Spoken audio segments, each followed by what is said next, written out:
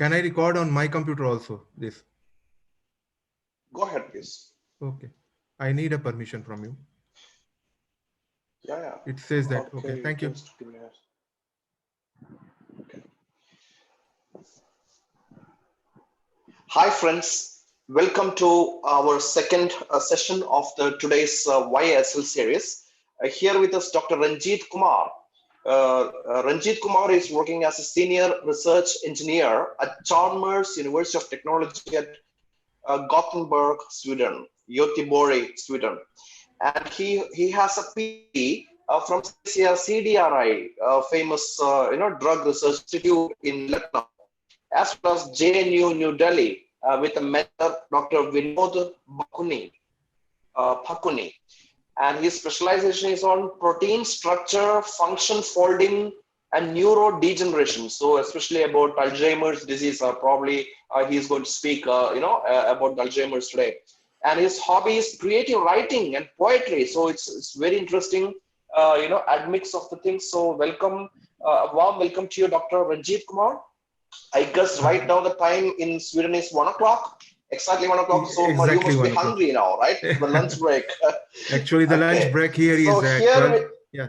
So we do our 12 lunch at o'clock. 12. Yeah. Yes. Fantastic.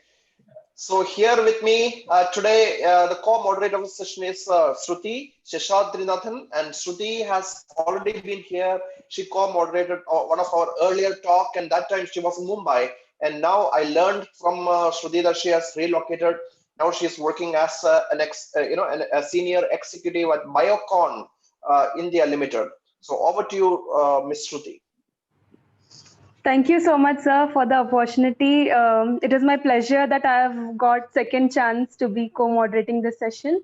Earlier also in the previous talk also, I was a part of a speaker who was speaking about neurodegenerative diseases and all that. And this is a very fascinating topic and also a new topic for me. I could learn a lot and I'm expecting more from this talk also. Looking forward to hear your talk.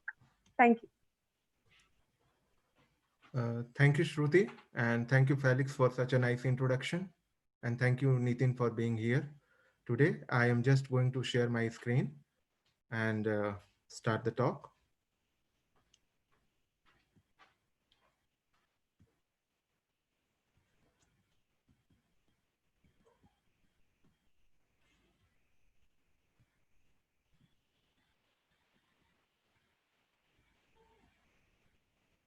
Can you see my screen now?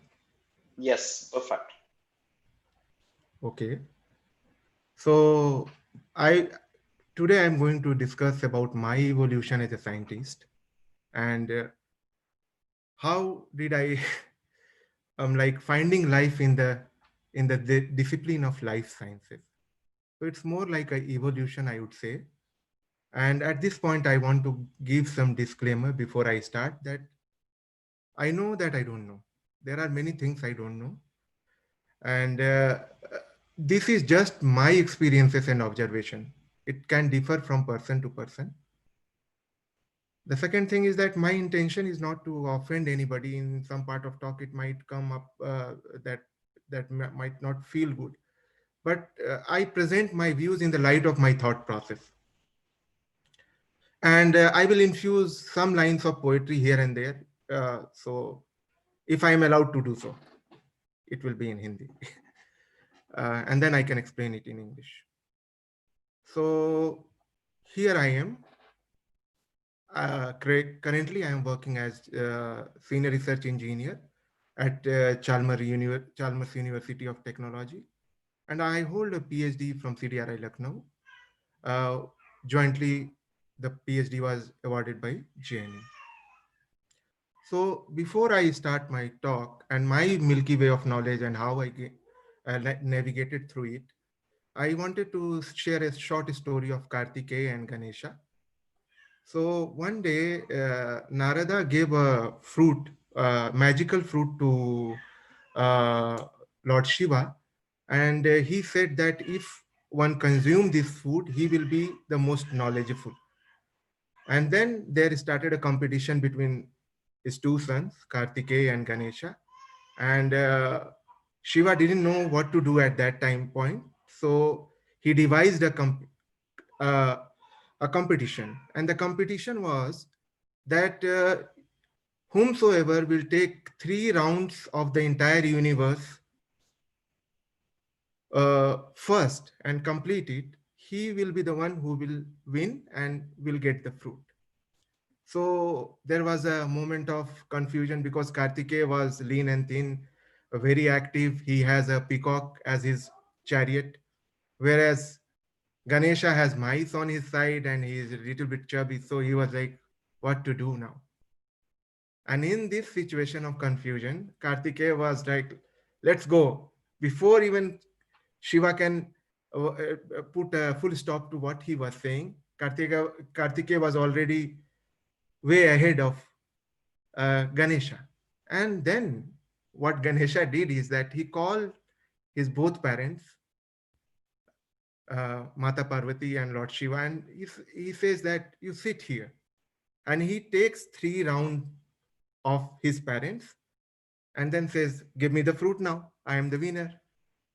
Then then Shiva says that why didn't you complete it? It's not the complete, you haven't completed the race yet. And why do you ask for the fruit?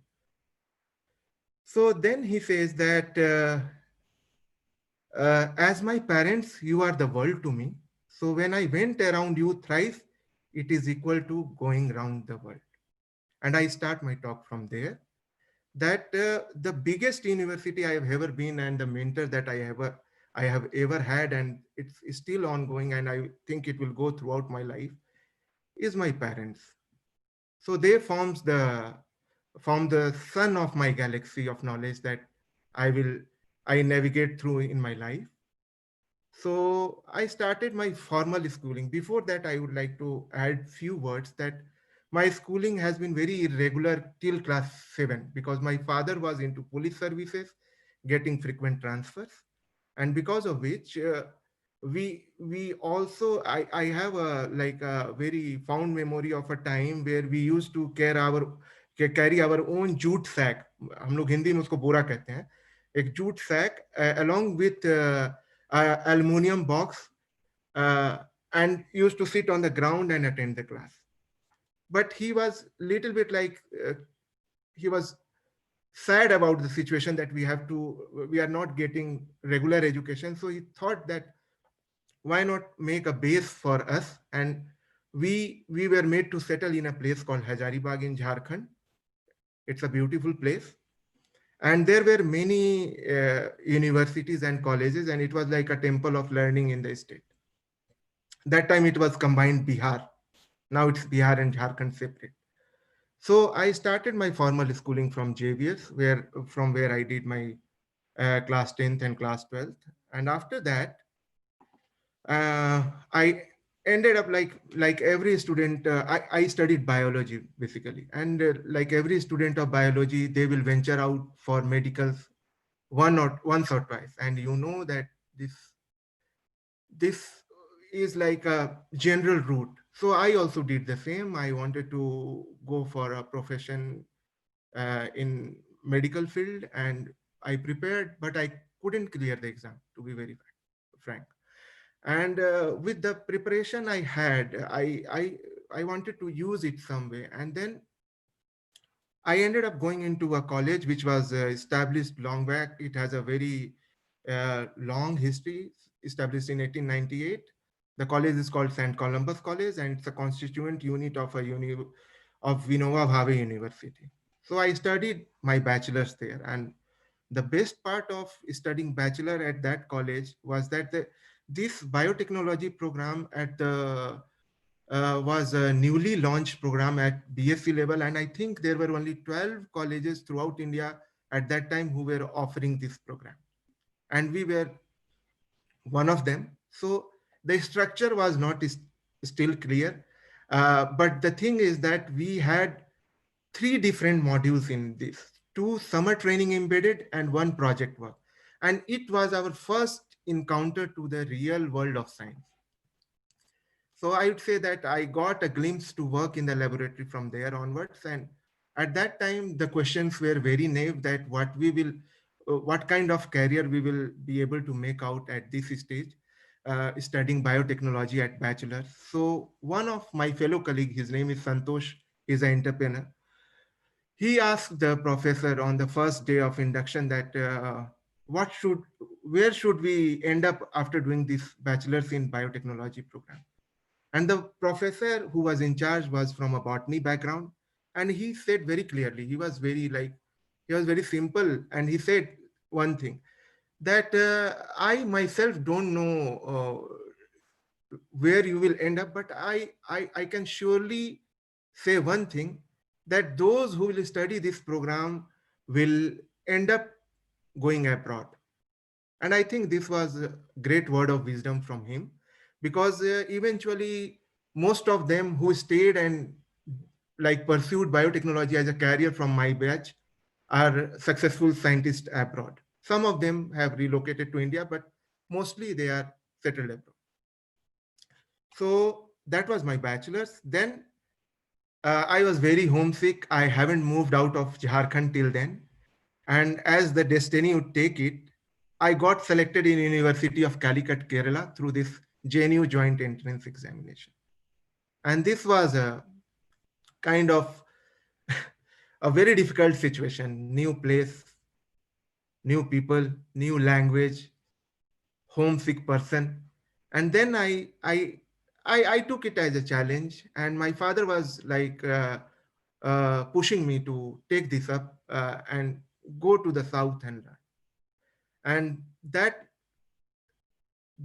brings me to Calicut University, Mallapuram, Kerala, Kozhikode, and it was really in the God's own country, as it is called.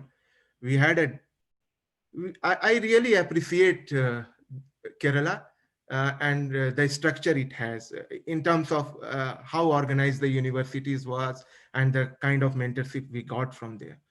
So there also I got an opportunity to work in two good institution. In my summer training, went to Institute of Microbial Technology, Chandigarh, IMTech. And also I went to, for the project work, went to Bhubaneswar, Institute of Life Sciences, Bhubaneswar.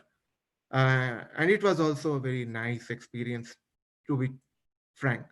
And by now I had fair idea that how the career will culminate, but I knew that there are few ways if I want to enter into the job sector. And one turning point at this phase was that when I was doing my project at ILS Bhubaneswar, I was badly hit by hepatitis, and I couldn't attend any of the interviews because I already had CSIR cleared. So I didn't know what to do with the fellowship. And the fellowship is like kind of a, I would say, a mental bug in you that you want to just encash it when you have it. And you don't want to be dependent on your parents, especially when you are from a middle class background. You want to be independent as soon as possible. So that brought me to another institution in ICMR. It's called National Institute for Research in Reproductive Health. It's in Mumbai, and I was there for, I think, more or less 6 months. But somehow my mother was diabetic, and we had like she had episode of cardiac uh, ailments before, and my father wanted me to move from there and come somewhere close by.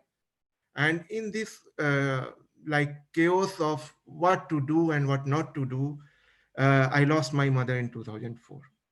And it was like a setback, and I just wanted to go back, and I didn't want to do anything now. I just want to be at my home with my family. But then after good encouragement from my father that like uh, that nobody has done a PhD in our family. That's true, because my family has a farmer background, and my father was the one who came out for a job. So that he was very keen that I should go for higher studies. And then I started looking for positions where I can go. First, I tried in the closest one, which was BHU, uh, but there I couldn't get an SS. And then I ended up going to CDRI, and I was lucky enough that I got into the best lab at that time. It was Dr. Vinod Bhakuni, one of the youngest scientists there. He had a group on protein folding, and eventually he died young, but he has excellent, he has like mentored many students in life sciences. also a recipient of Santi Swarup Bhatnagar Award. I think it was in 2006. I joined him in 2005. Uh, so here in CDRI, one important thing that I want to mention about uh, uh, one of the program in CSIR was it was called a technology-led entrepreneurship development program, and that was focused on researchers that they have a keen that they could get a keen insight of world outside science and amalgamate the socio-scientific aspect into it.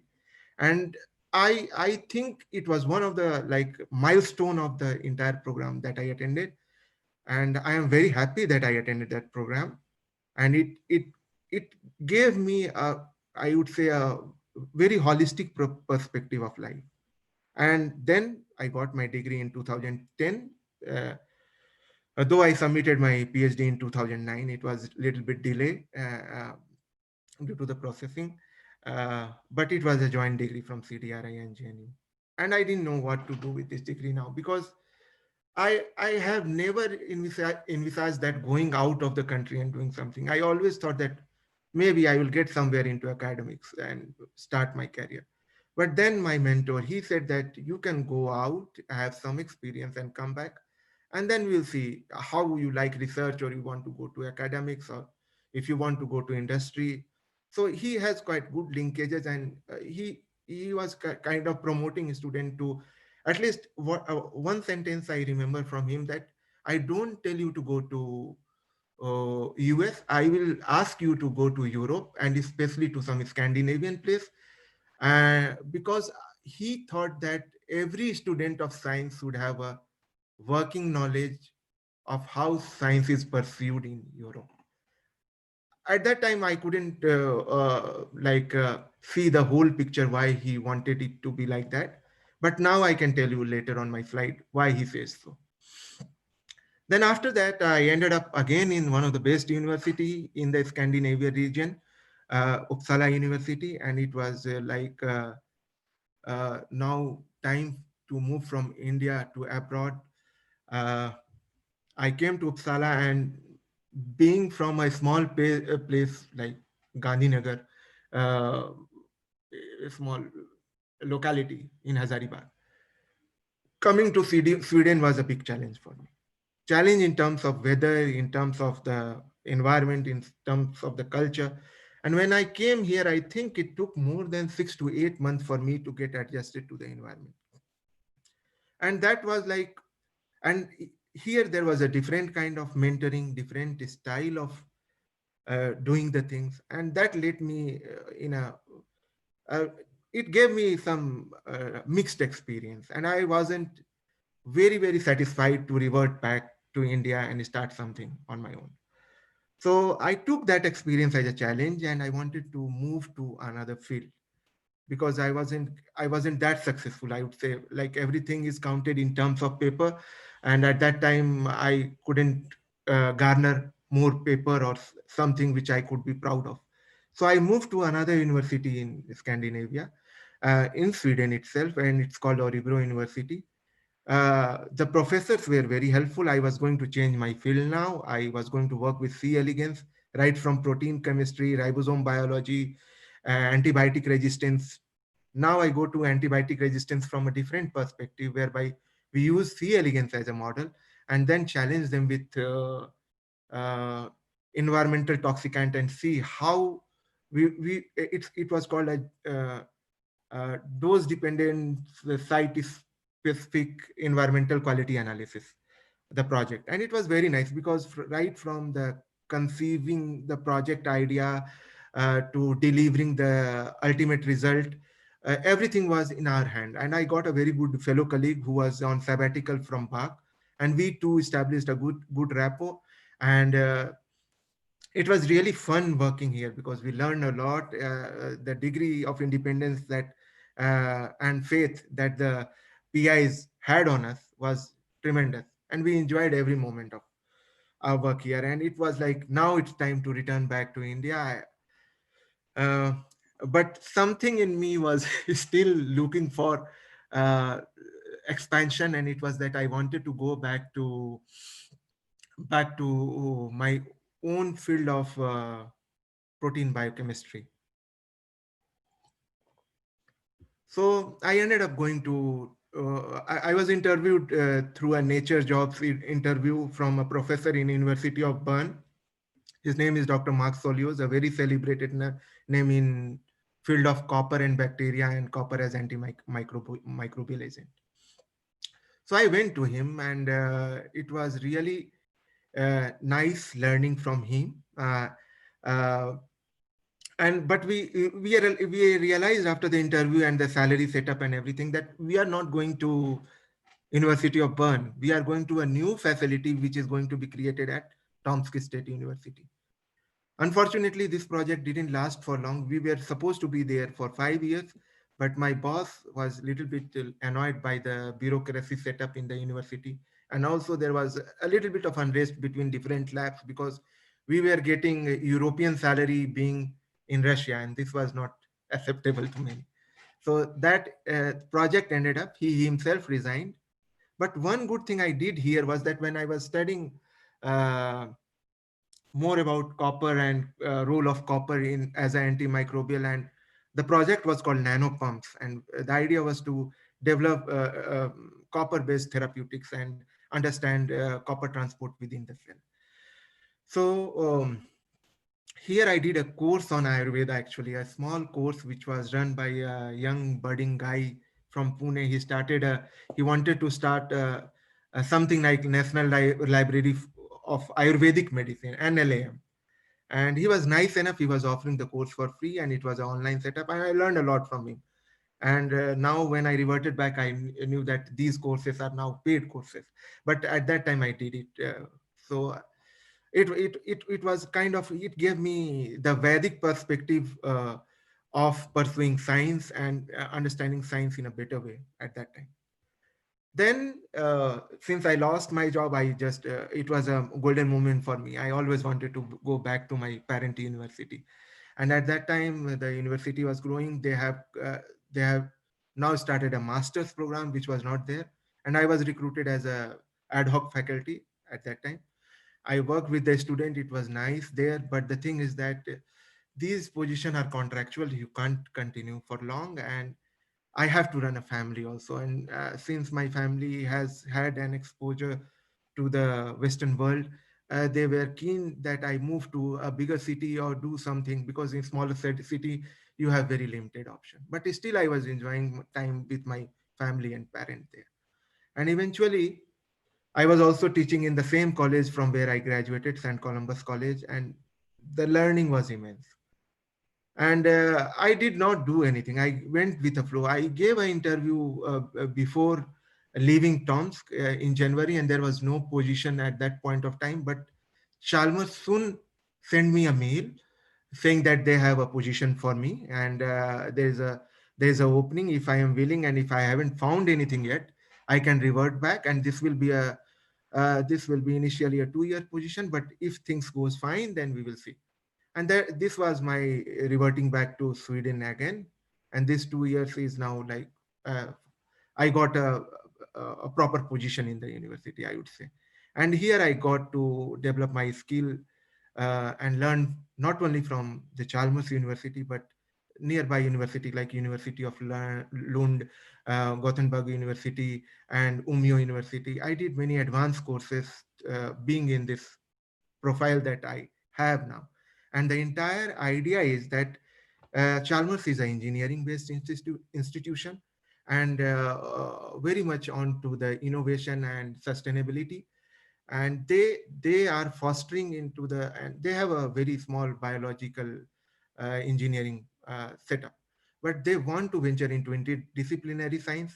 As such, my knowledge into different fields of biology counts, and that's how I work here, as more or less like you can say consultant to many groups, and associated majorly with one group managing the protein production platform of the team. So this was kind of a short journey that I had till now, and it's still ongoing.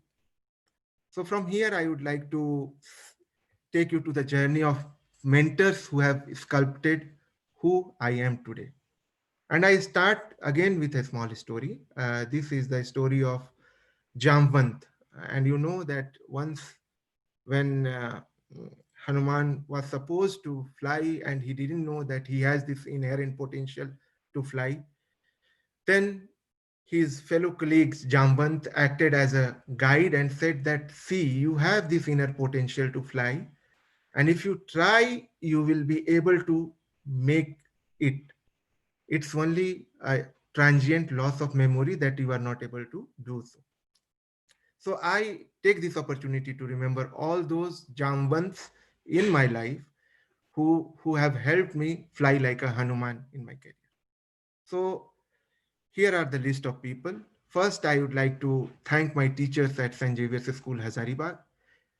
Especially, I want to thank my Hindi teacher, Manju Jha, because the situation was very problematic. I used to fail in Hindi.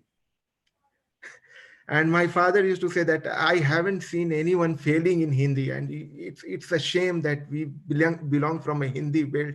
Why do you fail in Hindi? And that my moral was very low. And she was a teacher who helped me, like come out of this. Dep- I would not say depression, but I was quite isolated in my own struggle. And she mentored me nicely, removed the stage fear I had, and because of her, I think I developed a keen interest in Hindi, and my grades in all my subjects improved tremendously. And I became a performer because of her. So I owe a lot to her. And every moment, every talk I give, or everywhere I get an opportunity, I, uh, I sincerely and pray that she was around in shaping my career. Next is I want to name Virendra sir. He was from Patna University. The setup at St. Columbus College, Hazaribagh was new, started by Dr. Anwar Malik. And there was no opportunity for us to learn. But this guy, he actually introduced us to the realm of biotechnology and what it entails, and how important it is for us to learn and then move ahead at that point of time. So Virendra sir was, I owe to him, and we learned a lot from him. Then when we moved for our masters, the head of the department, MB Joseph, he was a great, like he is a great visionary. He is now retired, but he would just tell us and give us very hard assignments. Assignment in terms of, I can tell you, in 2 years we were in Malapuram, and Ooty is only, I think, 120 kilometer away. But none of my batchmates were able to make to Ooty during the study period. So he ensured, like, there was a lot of examination in between, and if he knew that there is going to be a movie night, he will schedule something next day. So we were kind of trained in a very hard way at that time. It felt very like we were like mentally revolting this, but at the end of the program, everybody was happy because they I think we were 12, and I can proudly say that 10 of them are still in science, doing excellently good.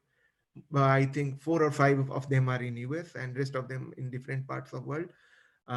So it was really because of his mentorship we could collectively grow as a group who studied from there.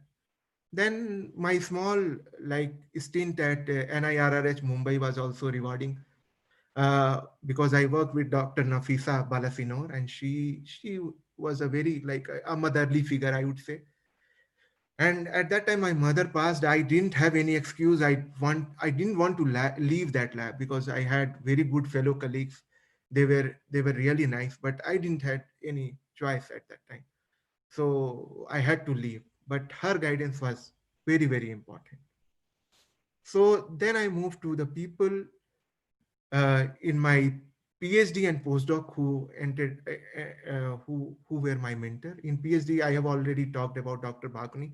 I don't want to talk more, but he was the one who kind of believed in minimalistic supervision. He saw the seed of independence in us, and he was like, he was like a mother who can breastfeed you for the initial year and then want you to become independent. So first paper you write with his support, and then from the second paper and onwards, if you want, he he he he passes the leadership to you and you can become a corresponding author. So that was great about him, and that's rarely seen in the scientific community, I would say. So, and he was very relaxed. He has very keen understanding of the subject. He respected privacy, privacy in terms of like what you are doing in your private life, it doesn't matter much to him. He was extremely humble. Unfortunately, we don't have him anymore around us, and his fatherly presence I definitely miss. Then I want to name Sheshadri sir. He was the one who was the lead, uh, I would say, program coordinator of this technology-led entrepreneurship program. And he taught us how to move from ego to Lego approach, like how to uh, deconstruct or unlearn, and how can you combine your passion with profession, with a social touch, empathy. And he taught us to see the larger picture and come out of this tunnel vision of a scientist, or at that time as a PhD student that we had. Then I want to talk about two of my friends in this journey. One is Dr. Bridges, who has always been a guide on my side, excellent peptide chemist, now settled in India. Uh, he's an entrepreneur running his own business. Um, and I have a strong bonding with him, and he is a great critic guide. I would not say that he always criticizes, he critic guided, because he will give you the critical like demerits of what you are thinking, and then he will also infuse the guidance in it that how you should move. So it was really really good. And the other guy is Dr. Manoj Emmanuel Hamrum. He is in Kolkata in botanical survey. uh, I think it's a BSI, and he is a celebrated scientist now. He is an excellent example of blending profession into passion. He is a trained biotechnologist, had a background in botany. Again, he moved to botany and he did wonders. He has discovered many species of fungi. And I have learned from him that when life gives you lemon, you can make a lemonade out of it. He is very hardworking and connected to the roots. So uh, his influence has been tremendous on my life. So when I moved abroad, it was Dr. Suparna who introduced me to the world in the West. And I would say that I was engrossed in my own social construct, and to come out of it, it took some time. And that was the adjustment issue I had. But I had my learning from there, moved ahead, moved to the lab in Oribro, and there I had Dr. Per Eric Olsen and Dr. Jana Jess together supervising us, minimal supervision, maximum independence. And that's where I thought myself that we like really we are now able to think, plan, execute, take the feedback correctly, and everything was moving as life would bring it to us. And that was our enjoying phase, I would say. Uh, and then Professor Mark Solios from University of Bern, who is an excellent guide. He is an extremely positive guy, and I learned how to build a lab from scratch from him, because we moved to Siberia and he started a lab in a very small span of time. We were up and running. So lot of organizing skills uh, I owe to him. I learned from him, and he was an kind of he would give a holistic view to everything uh, under the tree. He is a humble proponent of work-life balance. So he would take us to parties and discuss science in pubs, and he would also take us to coffee houses, pizza centers, and we used to have a very candid discussion with him.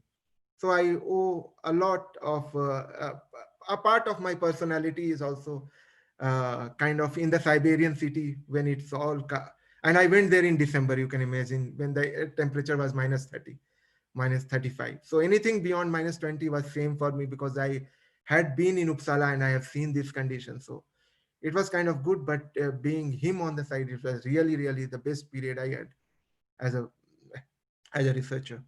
And then my current boss, Pranila, here uh, in Gothenburg, she started her group. She was initially in Umeå University, came here in Chalmers as the head of the division of chemical biology, and started the team here. So she was building a new team, and that's how I ended up being her in her team. But she is very much into uh, proponent of equal opportunity, and as in the movie it says main hoon na kind of approach, that okay, I am here, so you don't need to worry much. I will take care of everything that you need at this point of time. And she is extremely humble and believes in co-evolution. Like that's why I was telling you that when I that's the difference. Like it's very competitive when you go to US, but here it is like you work in a relaxed environment and you evolve, you develop knowledge base. It's not like your individual excellence matter, it's the matter of group excellence. So, and also I want to add, because this is also a forum that deals with and talks about women in science. So if you see the galaxy of people whom I have been associated with, there have been a mix of both men and women, mostly women, after my PhD. But Pranila, I would name her because she is also like running a big program which is called Gender Initiative for Excellence here, Jenny, together with Paul Walton at York University. And I think it's one of the biggest program for bringing up gender equality and gender-based issues in higher education. So uh, it's good to work with her. Yeah. Am I exceeding my time? No. Absolutely fine. Go ahead. I can go ahead. Okay, thank you. Yes. So then, my take on mentoring, I would want to say, because I haven't mentored so many students, but I have mentored few, and I want to start it with again with a Sanskrit saying, and this was because we were in Siberia, and one big problem was food, and that food took me to a ISKCON temple nearby, and the first thing we used to do is to sing this hymn, and it says that Agyana Timrandhasya Gyananjana Salakya Chachur Unmilitam Yena Tasmai Shri Guruve Nama. So if in English I translate it, it will be like blinded by the darkness of ignorance. It was you, my Guru, who who removed this with your scalpel or whatever you can say, and gave me the wisdom and knowledge through which I can see clearly now. So infusing this as my mentorship principle, and also taking into account the story of Jamban that I have already narrated to you, I mentored three students. I mentored many, but I remember these three because uh, they were associated with me for slightly longer period of time. Neeraj Verma, who is a scientist at Lupin Pharma now, Dr. Sneha Kumar, who came to us as a BSc student through Indian Academy of Science to Dr. Vinod Bhakuni, and she was an excellent student. She did uh, her PhD from Germany, and now she is, I think she is into, she's a successful businessman now, and she works for a company, I think also. And Harshal Mehta, he was from DY Patil, a MTech student who come to us. Now he has taken a different route. He's into research analytics, and he works for ICICI, if I know correctly. I just try to find him on LinkedIn. So, so for me, my mantra of mentoring is that it's quality that counts more than the number. And if the leaders can create more leaders, that's what mentoring should be like.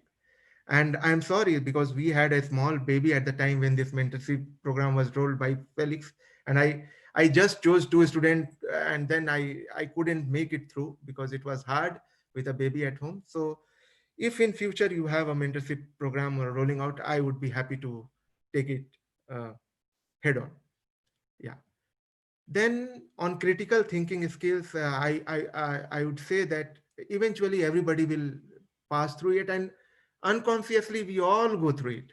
If you go through the Bloom taxonomy of learning, the three basic funda, the lower three one, I have it in a modified way. It looks like a pyramid, but I took it from where it would be more lucid to explain that remembering, understanding, and applying are the basic thing which is needed in this process. And when we do our schooling and when we learn, it comes eventually. So the first three are important in solidifying your core knowledge, and you need first the vocabulary to speak, then you need uh, hard facts to learn, and this comes from remembering and understanding.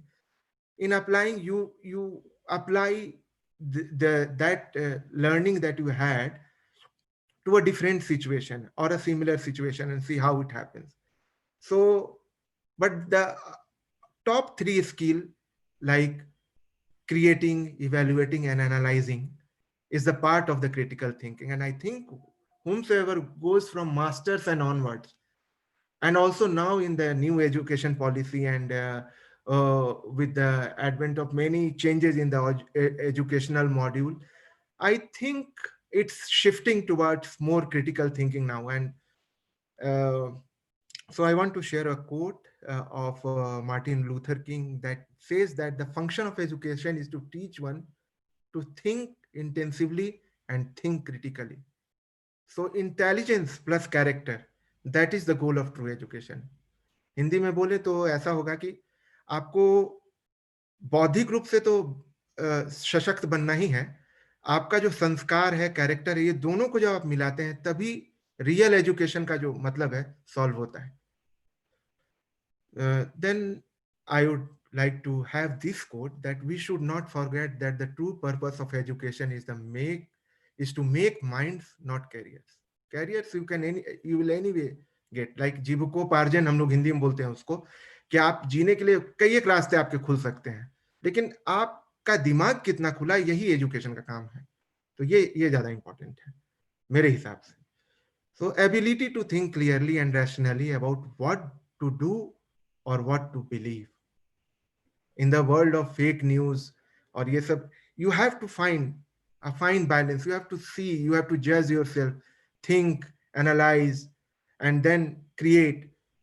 So like it is said, like in 21st century, the three most important skill which will be required is, like, you have to have this critical thinking approach, you have to have approach of creativity and complex problem solving. So taken together, it will be a great blend and help you excel in whatsoever career you choose.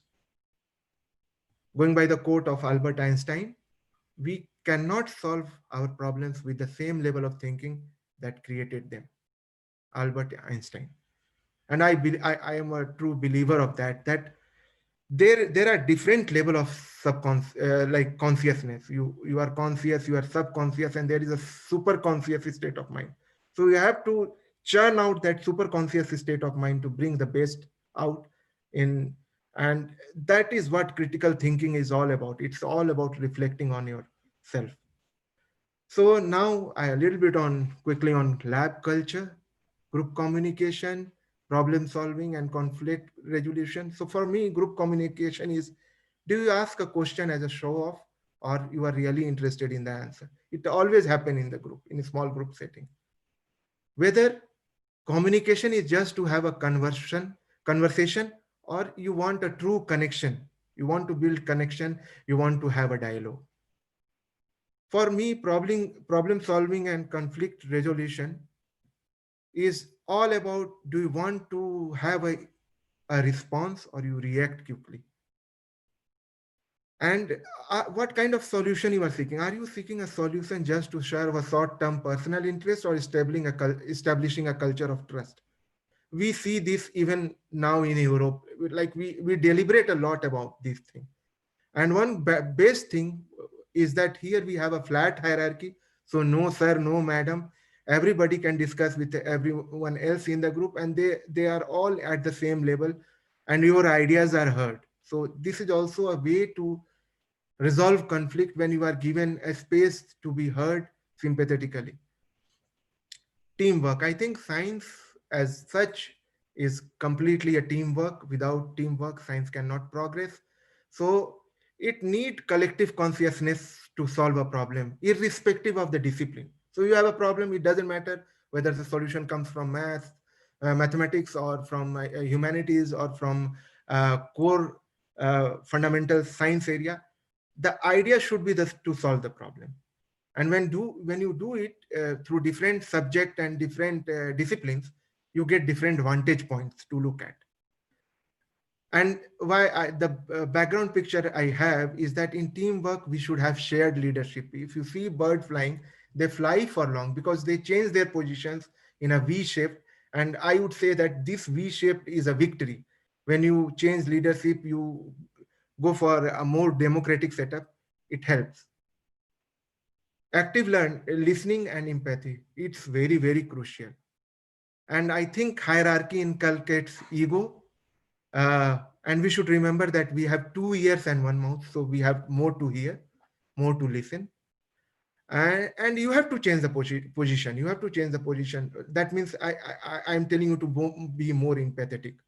Like you have to change your vantage point shift, and this will give you immense clarity, and you will be able to get out of your shoes first, step into the shoes of other, and then see the right thing.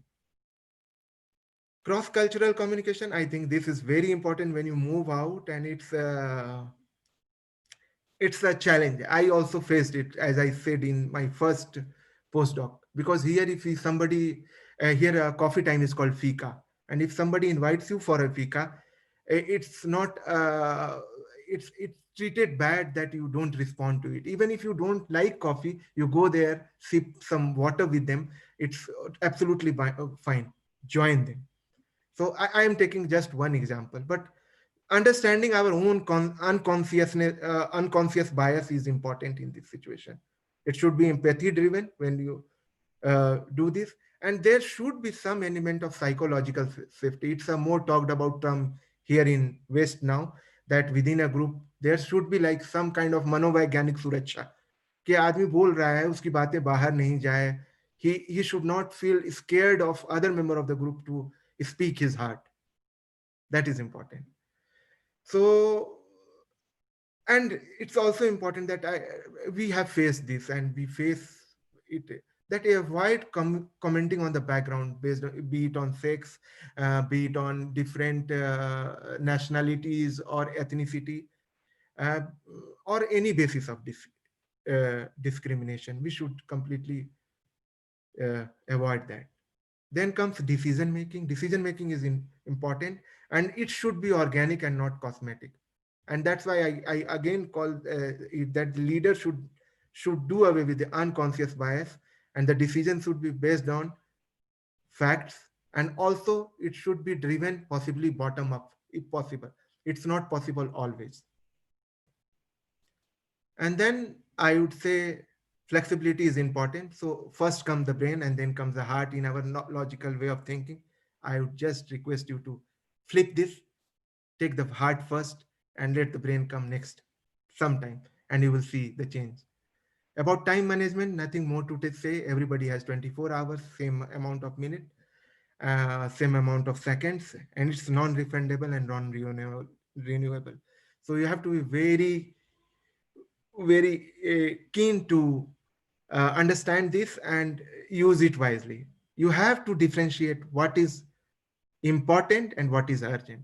For us in this like attention seeking society, like, comment, share, we are so much engrossed in it that we don't think about the work life balance, and we treat everything as urgent.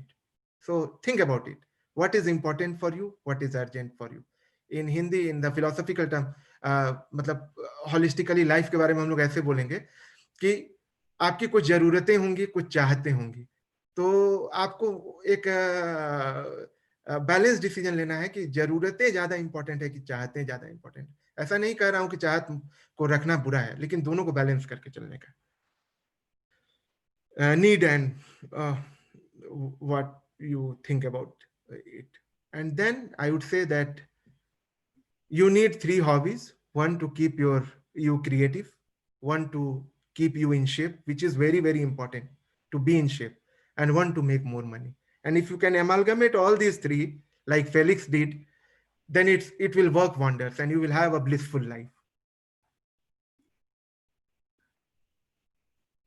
So a small moment of how about my hobbies. So I am a avid bathroom singer. I sing. I am into poetry. I write a lot. I go for long walk with my wife. I hate exercising, but I do some yoga and meditation. I go for cycling a little bit. I like learning Vedic text and extracting meaning out of it. And eventually, I have two kids at home now, so I like playing with them a lot. And there were two stints in my life where I ventured into journalism. One was when I was completing my BSc. So I used to write many reports because everybody would come to me and ask, "Acha, ek baat batao," in Hindi, what is the scope of biotechnology? And I was blinded. I didn't know. So I was taking up topics related to biotechnology and health sciences, trying it to bring into a more easy to understand language. And I can't publish in Nature and big journals and something like that. So I started publishing in the local newspapers and magazines, which were very much there in the local domain.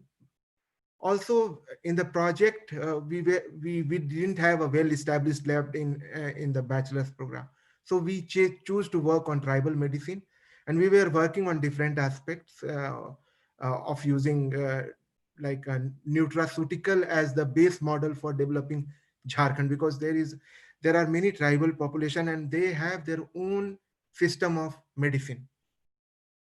They don't go to the doctor, and it's called hodopathy. So there was a lot of scope to understand it from a biotechnological perspective, and we did it for some time, at least for 6 months. It was really fun.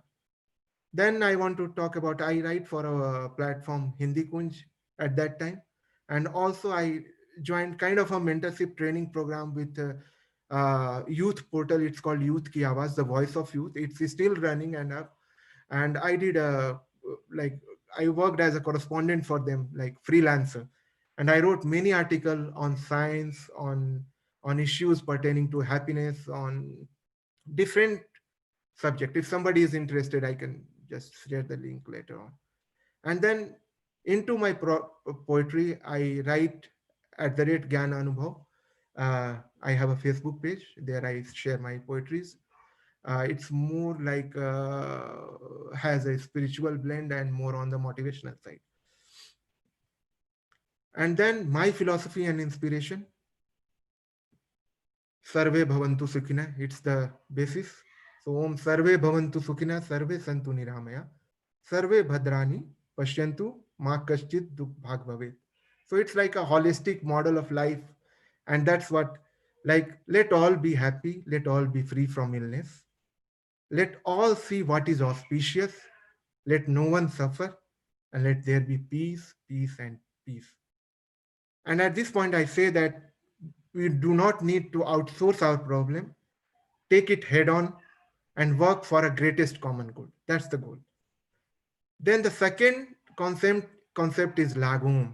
And lagom, I think Felix would be quite familiar with this term. It's like you just enough, just right. You don't need to be like Hindi में अगर आप देखेंगे तो बोलते हैं नमक स्वादानुसार. Let's just put the salt as per the taste. We should lead our life in that way. I'm not proposing. I especially think that we need to sculpt it in a way that the real us come out after just removing the baggages that we carry on in terms of ego or whatever, like in terms of the certificates and degrees that we have earned. So we have to give back to the society. And the third philosophy, which is very close to me, is Ubuntu. And I like to share a story here, but I think I am running out of time. It says, I am because we are. If your neighbor is not happy, how can you be happy? So the idea is that let's co-evolve together. into the spirit of happiness, do something that everyone feels comfortable with.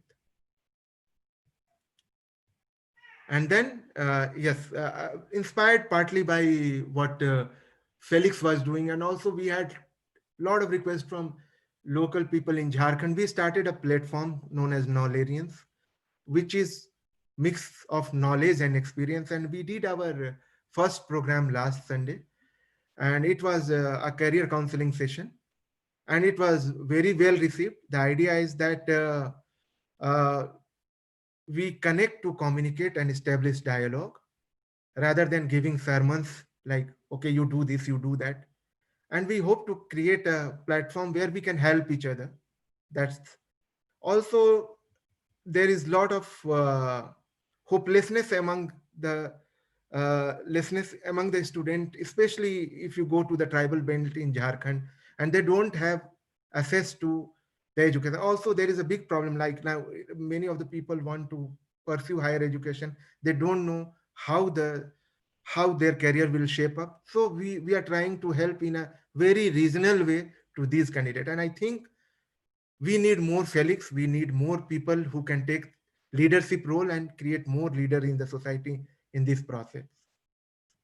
So leader to create more leaders. That's the thing I want to say. And I would like to end up by sharing my email ID. If somebody want to contact me, you can contact me at drkumar.ranjit@gmail.com. And a small poetry that I wrote from one of the thought that Sushant had. It is, I am a noun in your life, but I am a verb in mine. And it speaks volume. अगर मैं हिंदी में कहूँ तो मेरा व्याकरण तुमसे अलग, जिसमें आज है कोई कल नहीं, मेरी जिंदगी उस विराट की अभिव्यक्ति है प्रतिफल नहीं. तुम जज थे, मैं दोषी न था, मेरा मौन खामोशी न था, मैं था नाम बस तेरे लिए, अपने लिए मैं कर्म था, पत्थर जो राहों में मिला उसे जोड़ना मेरा धर्म था, मेरे संस्कार मेरे मूल हैं, जीवन मरण एक वर्तूल है. Thank you very much for giving me this opportunity to speak on this forum. I am not sharing a video which is of 5 minutes. I can send it when you make uh, or when you post it later on any social media platform, because I think it's time to stop for me. Thank you. Yeah, thanks, Ranjit. You may please exit your presenter window. Thank you. I'm open for Over to questions now. Shruti. Hi, Hello. Shruti. Hi. Yes. Yeah, your talk was very interesting. Yeah. Yeah. Actually, I've just made a three-part brief. Okay. I just Okay. split your video into like 3 sections. So Yeah. I mean, the first part you mentioned about how during your bachelor's the things were unorganized, and during your master's it was more or less organized when you went to Calicut University. Exactly. Yes. Yeah, and then your journey to CDRI for your PhD, and it was really nice to see that how the your mentors have shaped your life. Thank So you. some points like which I noted down is like going with the flow. I mean, taking up whatever projects coming with you and getting more exposure about the same. And of course, the mentors will help you reach to your heights. I mean, the sky is the limit. So you just require one guidance to realize your potential. I mean, you explained about how Hanuman himself was not aware of his potential, and Exactly. it was explained by the Jamwan was his mentor for the same. True. So I mean, someone is required for making you realize about your potential, and yeah, I mean, it's great that you had an opportunity to start from scratch in with one of your collaborators, which Yeah. I could learn. Mhm. And yes, of course, the group excellence matters rather than individual efforts. Yeah. In one more point which you mentioned about the lab culture, that is, you should have a cross cultural thing going on. I mean, I remember in one project that I was involved in by Good Food Institute. That was one project wherein we had to give a prototype about, I mean, a startup prototype, and wherein we had to form our own group. And people were from different backgrounds. So I'm a biotechnologist. There was one food technology girl, and there was one person who is from business background.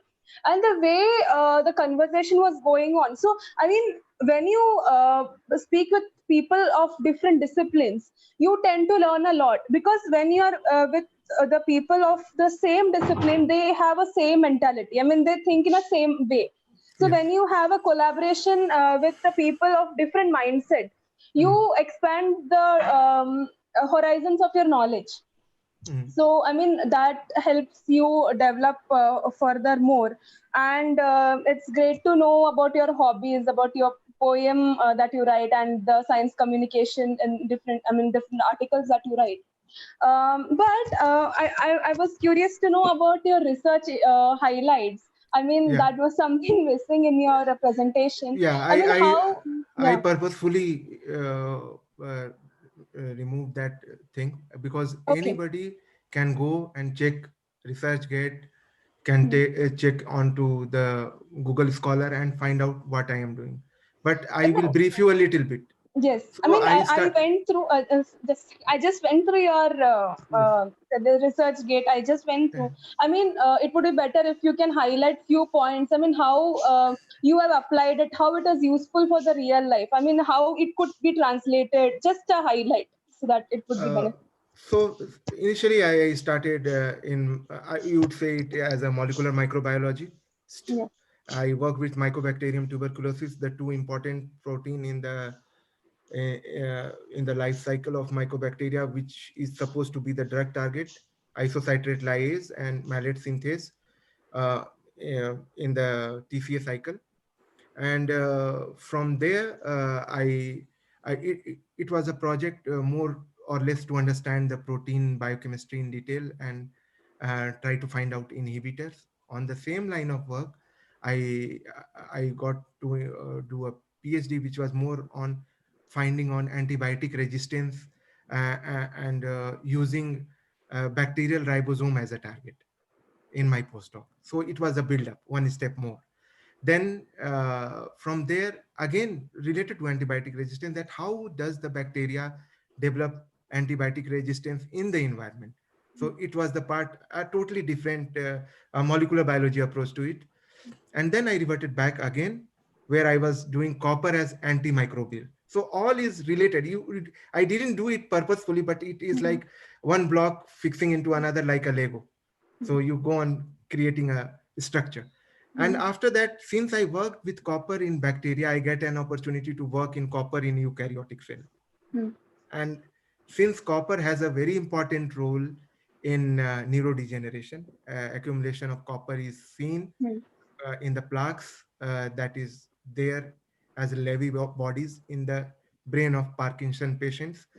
Uh, our focus is Parkinson, not Alzheimer's.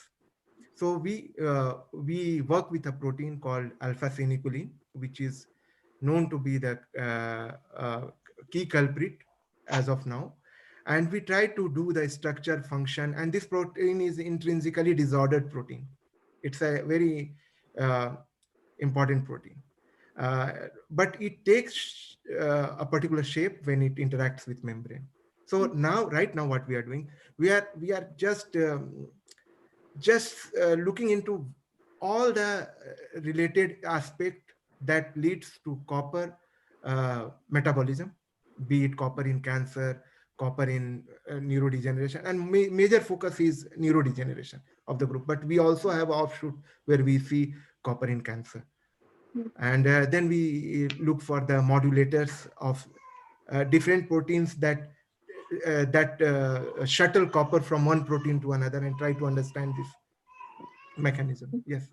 So all in all, it is related. I don't know where it will go from here, but till Mhm. now I find there is definitely a connection. Mhm. So Yeah. basically, you are into Yeah, thank you so studying the much. copper metabolism. Okay, Yeah. Thank you. thank you. Yeah, thanks a lot for a great discussion. It was absolutely fantastic, Ranjit. I was actually enjoying it, and it's one of my personal favorite till date in the YSL series easily, because you are speaking almost everything of my interest. So Thanks. exactly, it's like thought process resonates. Yeah. Veda, looking at the Veda and interpreting the Veda in a positive light and rational thought and critical thinking. You have highlighted so many things. Almost, I completely agree with every single point which you said. And yeah, I mean, you are living in Scandinavia, and Scandinavian culture is also one of my favorite, especially the minimalistic life. And Mhm. you highlighted the lagom with om. That is very interesting. Yeah, Lagom. I was And just last night when I was preparing this slide.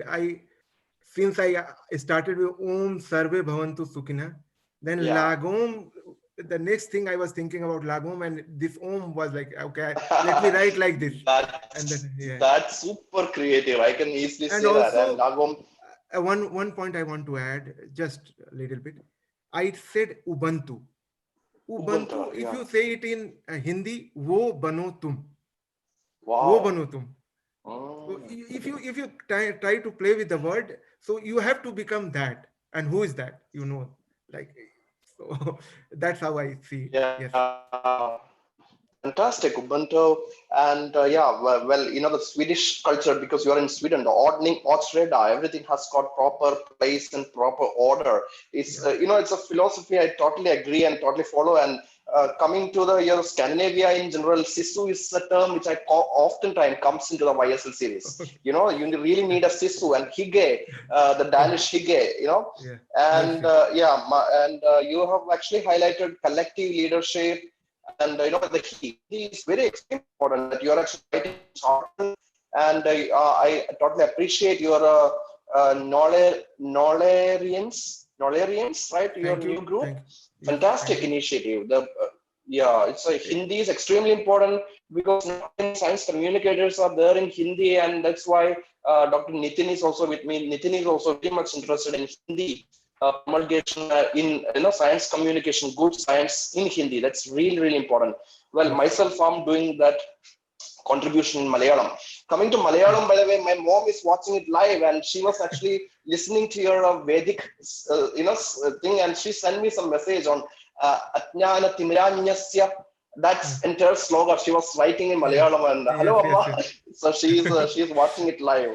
So Yeah. okay, and yes, the logo journey was really interesting. It's a new kind of a thing I have never actually came and Yeah. oh my god, it was really great. Especially, I mean, you've been living in all the places I love, like Siberia, for example, Tomsk, on the bank Yes. of the Tom River. Yes. And the Tomsk is also having a great botanical garden, isn't it? You're in Yes. Yes. Gothenburg now. The Yotibori Botanical Garden, I've been there. It is an amazing place. Uppsala, Umeå, all these places. And yeah, so the Milky Way Your metaphor, which you voice is said, I was breaking. just thinking about Your my own. voice is breaking, Nitin. Uh, Could you able to hear me? yeah, now I can hear you. Your voice was breaking a bit. Yes, yes. Now I can hear. Yes. Yeah. So you were saying the Milky Way metaphor, and I was thinking my own time in Antarctica. I was privileged to be part of the Indian Antarctic mission. Yes, And when I was in Antarctica, when you actually circle around the pole, it's just a one pole. The barber pole is there.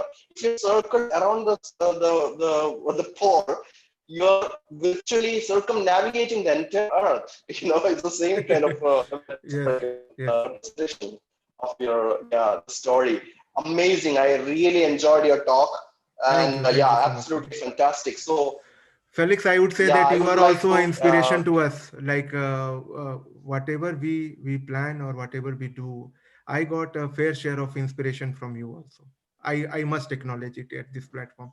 It was because of your courage. I had this idea of starting it long back in 2016, but I didn't get many support from my friend. And then as a challenge, I took it again once again, just a week before, to see how it works. And I told you that I'm not into this attention seeking thing. I just want people to share their knowledge, their experience, which can go direct into the heart of people right there in the locality. Because if I choose someone from Hazaribagh, say, they will connect more, because they will say a thing like, if you take someone from Kerala, they will try to connect more, and they will understand more that, okay, if somebody can from Kerala can do it right next to our house, why can't we do it? So that kind of philosophy was like ingrained in establishing Nolarians. And that's how I came up with, I made this like I took a step ahead, not knowing what life is going to give us. But anyway, because we are all established in our career, and we need to give back in some form.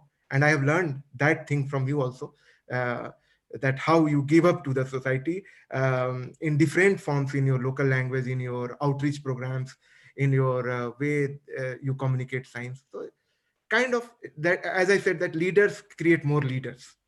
That's the I think essence. Yes. Yeah, fantastic. My best wishes way to go.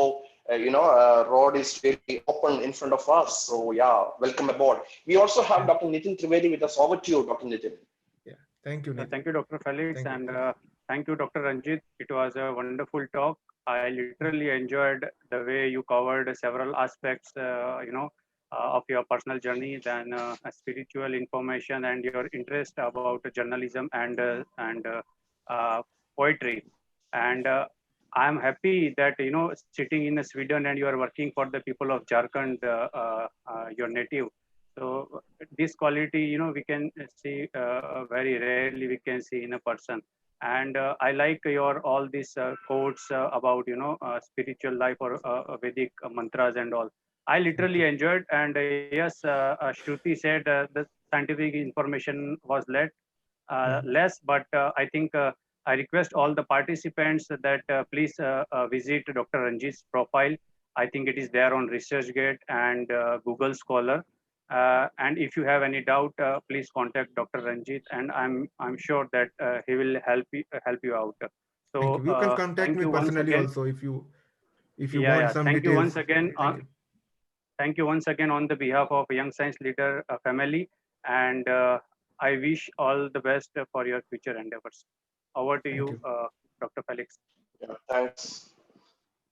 Yeah, thanks, Nitin. I will ask you one question because you were saying about your research, with Shruti's questions. My question Yeah. to you is about with Alzheimer's disease and protein folding. You were say you did a lot of work. Now, my question is that copper is toxic. We all know it, but still there is a huge fashion these days. Going Yes. back in Yes. time and Ayurvedic, because you also know Ayurveda, and Yeah. people are actually using copper vessels for cooking, especially acidic food. Do Yes. you think it's a good idea to cook in the copper as well as brass? In Kerala, we have a Yeah. traditional way of Eh, making, for example, any kind Yes. of food in uruli. Yeah. Uruli is basically brass. Yes. Of course, brass is an alloy of copper. So, what is Actually, your take on this? yeah. Is it healthy I practice or not? yeah. I will take you back to a little bit of the science associated with it, and I will be quick. So I before coming to Gothenburg, I keenly wanted to work on this aspect, and I chose Dr. Padma Venkat, who is in Bangalore, in a university which is established by Sam Petroda, and it's a great university. It only takes up the challenge of re-establishing the already existing science which is there in the Vedic text. And I must say that I also believe that there is a fine balance which is needed. It's not that if you consume copper, it will be toxic, because we can, like when I was working with copper as antibacterial, we can see that how efficiently on a copper surface no bacteria can grow. If you Google, you will find many videos demonstrating this phenomena this is called contact killing. As soon as the bacteria comes, the electrochemical process uh, initiates, and it clears the bacteria in span of minutes or so. But I totally agree with your point. But here there is another aspect, that there there is accumulation of long-term accumulation of copper in your brain that's cause. And also we are looking at everything as a discrete thing. Now something we found, we are not looking on a holistic scale. There might be some other triggers, there might be some, because the milieu you are not testing, you're just taking a protein out, doing a test tube based study. So telling something conclusively in this is very, very difficult. On my personal side, I think copper is important. Copper is, there are many cuproenzyme, you need copper. Your collagen needs copper, so your body needs copper in many, many ways. So yeah, I think it is just uh, something goes off pathway and then triggers the problem. Yes. Yeah, antibacterial effect of copper is very well known, and of course, this is we can maybe a safer way to make good use of copper is the door knob. In Kerala, Yes. ancient architecture, the door knobs are all Yeah. brass and copper, which is absolutely fine, safe because we are not consuming it. But if copper Yes. gets into your body, again, you need a fine balance. It's fantastic. Now over to Shruti. You can pick up some questions from the audience, Shruti. Um, I think I can't see any question, but I just would like to add up. I mean that Yeah. copper thing, because in Malayalam also it's said no adiga maya lamridam vasham. So like even water can be poisonous, like if we Yes. consume it in a large higher quantity. So Yes. maybe every material, even if it's a heavy metal, it's considered as a toxic. But if we consume it in a lower quantity, then it can be having a medicinal use. So that is what I believe with That respect is to copper. actually the thought of the homeopathy. Yes. Homeopathy is that is why we call it as a pseudoscience, because it doesn't work that way. Like Avogadro's principle, it's completely against Avogadro's principle. Avogadro's principle says that if you dilute it, the atoms will be keep on diluting. But if you dilute, the essence will keep on increasing. That is what the homeopaths say. And also the lead, for example, lead is of course a poison, no matter you're diluting. And if you dilute it till the copper, lead completely disappears, and it's just like a water, it's a water pill. And I would like to ask you one question, because so many viewers, definitely many more viewers are going to watch this program. Because you are from Sweden and Scandinavia, what are the PhD opportunity? Many students are asking me to. I would like to go Scandinavia for a PhD. So how can I go? And is there any special scholarship scheme? So could you please throw uh, some light on that aspect? yeah, the PhD programs are open, they are well advertised, and anybody can apply. uh, uh, I think earlier the master's program before 2012 was free. So most of the students used to come for master program because they have to give their living expense and that's it. But now the master program is a need based scholarship, and there are some scholarship. But PhD, I think it's totally open. One can one can apply whenever one sees the position. Every university advertises it openly. And one more thing here is that the PhD here is considered as a training that helps you develop as an independent scientist, and you are given a full salary. It's not a scholarship; it's a salary that you get. And the best part of doing a PhD here is that once you do your PhD here, you have an opportunity, an extended stay, if you want to convert it into a PR. So every PhD student who is from another nationality and want a permanent residence or something, he can get one based on his PhD. So it gives you a little bit more room to maneuver and find jobs. Also, Gothenburg is the site for AstraZeneca. So Oh, it's, yeah, AstraZeneca. so it's kind of the university projects are intertwined with the industry, and it's more common here that the problems of the society are met by the university. So there is a very close linkage, like there is a company called AxoNobel. So there are many companies which form partnership, and there are many startups because Sweden is more into the startup and many new companies. So possibilities are immense if you have ideas, if you have things. And there is also a very good collaboration between India and Sweden on business forums. So I think it's really, really good way to come here. But it's not always easy because like people want to hire someone who has a working experience in their lab at least for some time. And for this, those who say come for master's program, even if you have a master's and you come here for us, a second master's, say. Then after a year, you can convert it into a PhD if you find a commensurate guide, and if you have that knowledge base, it's easier, because people prefer someone who is acquainted with the work, and who knows a little bit about the lab and things to get it started. Yes, but I have seen cases whereby, And like in my, mm, yeah, yeah, you can go ahead. Yes. oh, no, no, I'm just saying, like, yeah, the Swedish model is also amazing because it is something like a mix of socialism and capitalism. It's ultra capitalist, but socialist as well. Yes. And of course, very well known, companies like IKEA, very well known, and Yes. ExxonMobil, and, Mm. this one, AstraZeneca, you said that. And while at the same time, it's completely free, right? PhD, there is no tuition fee, I guess, right? In No, the no tuition fees, nothing. anywhere in the Scandinavia is completely free. No. So my the personal question is too personal. You're getting salary. Yes. How much of your salary are you paying back to the government as income We tax? I are, heard that Sweden is too yeah, high in income yes, tax. we pay 32% of the our salary as a income tax right now. But I I see. don't regret it, because when we pay, we get it back in the form of, say, schooling of my kid, in terms of the benefit we get in the health. Like, I don't have any personal insurance or anything. I don't buy it separately, because it's all included in my social security. Yes. So you pay, but you are getting it back. So that's good, at least. Yeah, fantastic. So you said AstraZeneca, they are developing a vaccine, Chadox, and now that there is a lot of talk about Sweden in the media about herd immunity trial. Initial trials went off Yes. free, and now how is the COVID-19 situation in Sweden? Because they Actually, played with the herd immunity, right? So in yeah, earlier stages.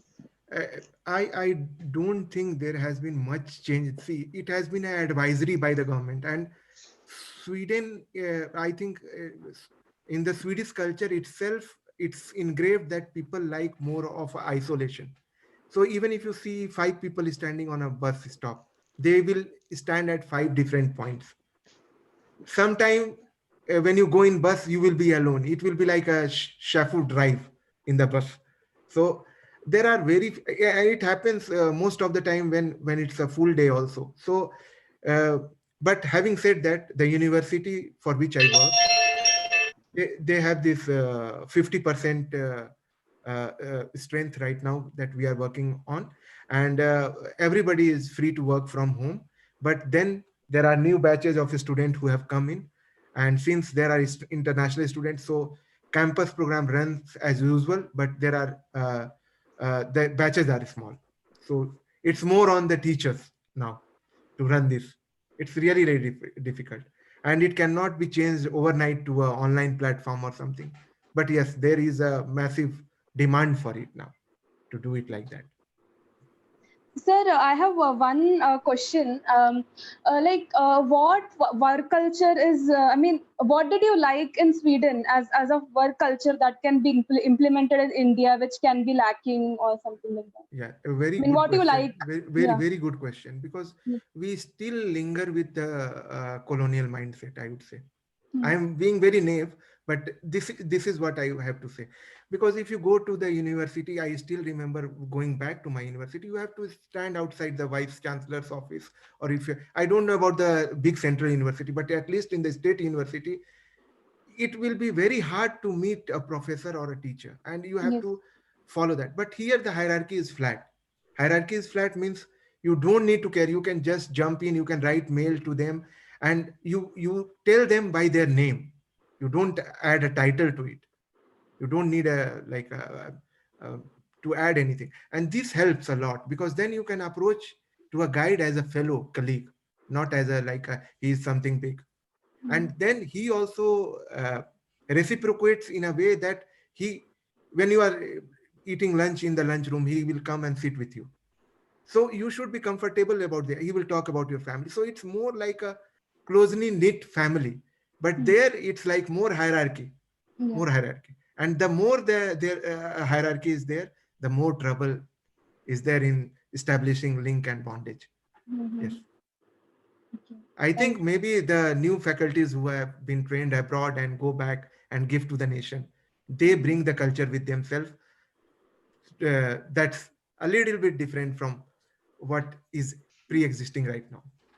Because I also believe that in the central universities, the professors are quite, I mean, even after retirement, they are working. So new recruitments doesn't happen. So hierarchy more or less it remains. So I think Yeah. that can be one of the. I'll tell one thing. I don't want to speak anything because Felix will just cut me off. So I I have a different take on these. So I personally believe this contractual appointment should be ended immediately, because if two people are doing the same kind of job, why is there a difference in the salary? He also has to run a family. So just get rid of these old peoples who are there and make space for the new ones to come in. And that's not been done, at least in the state university, I would say. That's not been an easy task. So there has been a lot of recruitment. Now what will happen? There will be court case because these people are working from last 5, 6 years. They will say that where we will go. So at the end of the day, it is not me or you. It is the student who will suffer at large. So the system will like, Yeah, so you, here I, yeah. Yeah, I disagree with the Sruji's point here. The issue is that after retirement, the teachers, the faculties continue. That is incorrect. They continue.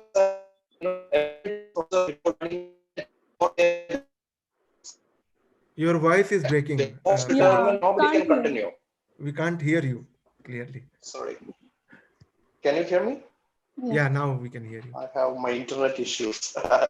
Yeah, I'm saying that post retirement, the Yeah, professors cannot stay there, So the professors will be emeritus or yeah, they will be contractual. So the positions are always open, after the retirement. So it is incorrect to say that post retirement professors are staying back so the newcomers are not getting job. That is incorrect. And now coming to the hierarchy, the new central university, there's a huge difference, I can say. For example, if you come to my university, you can directly go to the vice chancellor's office without any appointment. In the state university, the case is different. You have to take a prior appointment and you have to be in queue. There's nothing like that. It's much, much better in the central universities. And coming to the contractual employee, I totally agree with you. Contractual employment is actually simply, what is that? You're simply making use of it. It's simply getting excruciating the faculty. So that is not the right way. And in central universities, all this DST Inspire faculty, Dr. Nitin is a DST Inspire faculty. So all this DST Inspire, I also joined as a DST Inspire. And they make DST Inspire permanent. That is what is happening in most of the central universities, which is rather a good, it's actually it's very good point of view. I mean, comparing with the state universities, central universities, yeah. way much better, I can say. But still, we have to improve a lot, especially the bureaucratic mindset and the file culture, and even the work culture. Why after post return, why you want to work again, or a Saturday, Sunday, why students do come? They also need to have a work-life balance, isn't it? The Exactly. Scandinavian way would be like that. Yes, so that many ways. I mean, we have to improve definitely, but yeah, No, things are changing. but Felix, I want to add a little bit. There is also kind of, see, you become stressful when you think that you cannot deliver or you take too many things on your hand. But think of a postdoc or a PhD. He is willingly trying to further his career. For him, it's not a stress. Like when I was a postdoc, I can work for a little bit more hours. Why? Because I wanted to get something done within the stipulated period of time. And it's also always a fixed term Agree. employment as a postdoc. So uh, Yeah. that's partly to be considered when we consider this, that sometimes you yourself yourself into that arena of doing more. Yeah. Yeah. Perfect. So yeah, it was really wonderful, and we are already too late, 30 Yes. minutes late. Thanks a Yeah, lot. You thank you. really spent a lot of time. I'm sure this is helping many people. I would like to Okay. invite Nitin. Would you like to add some points from your side? I can't hear you, Nitin. Please unmute. I was enjoying the discussion going on, and I have so many things to say, but it's okay. We'll say some next time, because I always believe that the respect should come from heart, not from the mind. And Yes. I think in India the scenario is different, and I hope with time the people will understand, and the culture will change.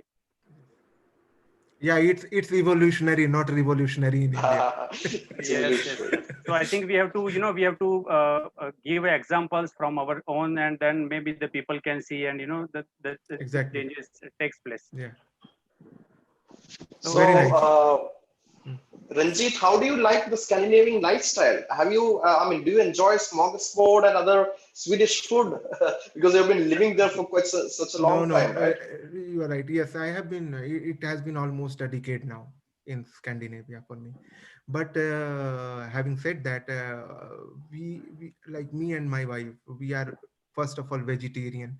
Then we believe in a philosophy very different. So even if I go out, I don't eat out a lot. So I enjoy, but being a vegetarian, my options are limited. But there is a growing population of vegetarian in Scandinavian region. So there are more option on vegetarian and vegan side. Even like from last 2 years, I saw the biggest milk manufacturing company here, Arla. They started making paneer I'm because reminding there is a you, growing Indian go population for a now. walk.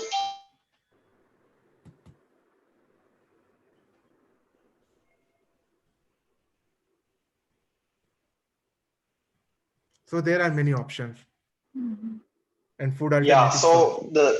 so the Swedish, I still remember that we you used to get like very good salad in Sweden. I'm also vegetarian, by Yes, the way, but I think actually, everybody is vegetarian. Nitin and Shruti, I'm sure you both are vegetarian, right? Yes, yes, yes. yes, Yeah, actually, talking of salads, there are like varieties of salad that is available, and that's only yes, one thing you buy in the university campus when you are there. If you don't have the food, you buy the salad. That's it. And you can have great. different kind of dressings. And then I am a sweet tooth guy, so I always experiment with food. I like cooking. I do a lot of cooking at home when I'm free with my son. Also, I try baking new things. Yeah. Fantastic, Ranjit. It was a great pleasure from the YSL family to spend this afternoon with you, and thanks a Thank lot. you. Thank you very And much. yeah, thanks, Shruti. Also, Shruti, you did a great job as usual. Thank You're you, a sir. great moderator of the session. Yeah, Yeah. Thank you, thanks a sir. lot. And Nitin, could you please say a few words? And also, if you have you finalized the next week's speakers? no, In it is that yet case, to, then could you please say yeah, who's the speakers? it is yet to finalize. So as soon as we'll get the confirmation, we'll inform you on the platforms. Okay. That's good. All right, then. See you all next week. See you Next Sunday. Till then, next Sunday. goodbye. Goodbye. Thank you. Bye bye. Bye.